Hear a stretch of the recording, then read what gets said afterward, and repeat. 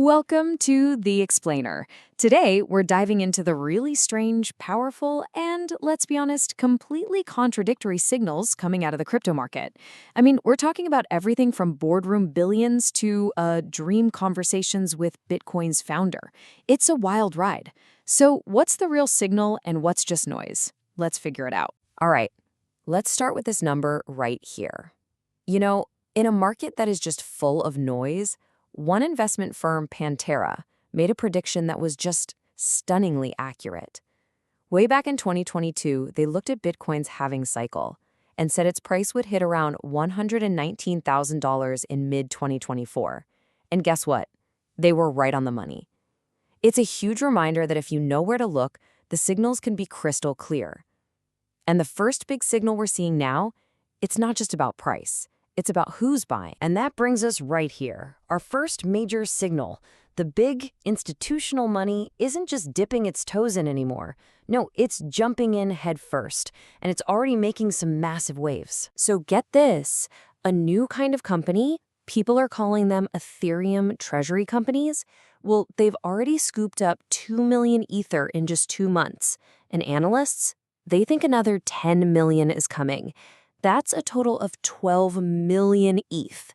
We're talking about a massive, massive injection of new, very serious capital into the ecosystem. So what's the driver here?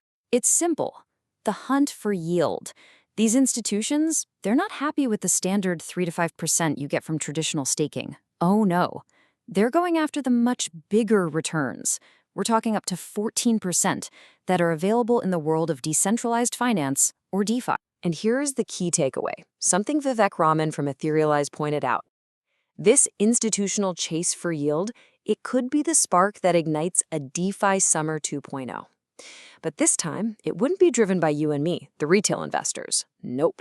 This would be powered by billions in institutional capital. Okay, but while all the big money is looking at that huge macro picture, our second signal is coming from right down at the project level. This is where we're seeing these high-stakes battles for survival and revival play out in real time. This contrast, it just perfectly captures the two sides of the crypto coin.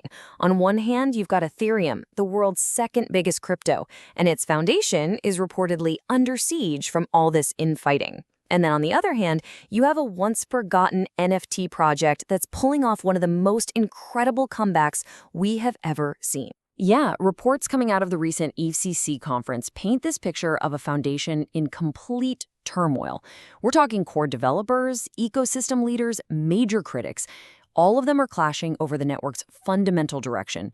And this isn't just some friendly disagreement. People are calling it a fight for Ethereum's very soul. But while Ethereum is navigating that crisis, a totally different story is playing out for the Moonbirds NFT project. I mean, after one of the most hyped launches of 2022, it just fell apart. It got lost in the wilderness, plagued by ownership changes. That is, until this year, when a new owner stepped in to orchestrate a huge revival. And the results? Well, they've been nothing short of explosive. The project's floor price has quadrupled in just over 50 days. This whole turnaround is being credited to its new owner, a really well-known collector who just goes by Spencer, and he's betting big that he can make these burbs fly again. So this contrast, right, between crisis and comeback, it brings us to our third and final signal. And it's the one that reminds all of us that no matter how much institutional money pours in, crypto is always going to have a deeply, deeply weird side. Okay, so prepare yourself for a piece of pure crypto lore. This is genuinely one of the strangest stories in the entire space. And it all starts with this simple question on your screen. The answer? Scottie Pippen. Yes, that Scottie Pippen, the Chicago Bulls legend, 6-time NBA champion. He claims that he has actual conversations with Satoshi Nakamoto while he's sleeping, in his dreams. He even says they first met in person way back in 1993. That's a full 15 years before Bitcoin was even created. And somehow, the story gets even stranger.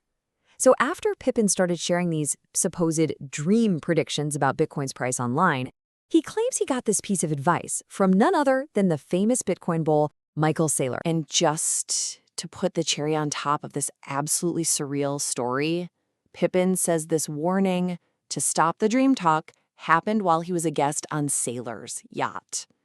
I mean, you literally couldn't make this up. It's a detail so perfect, it sounds like something straight out of crypto fan fiction. So, what does all this tell us? When you try to put these wildly different signals together, the institutional money, the project battles, the celebrity lore, what you get is this fascinating, really conflicted picture of the market. So what we're seeing is a market that's mature enough to attract billions in serious institutional capital. Yet it's still so volatile that its biggest projects are facing these internal crises. And all of this is happening while its core culture remains as strange and unpredictable as it's ever been. And that really leaves us with the final critical question, doesn't it? In a market this complex, with all these conflicting signals, which one is going to define the next chapter? Will it be the cold, hard cash from institutions, the passionate internal battles that forge stronger projects, or is it the weird, chaotic, unshakable culture that's at its very heart? That's all for this explainer. See you next time.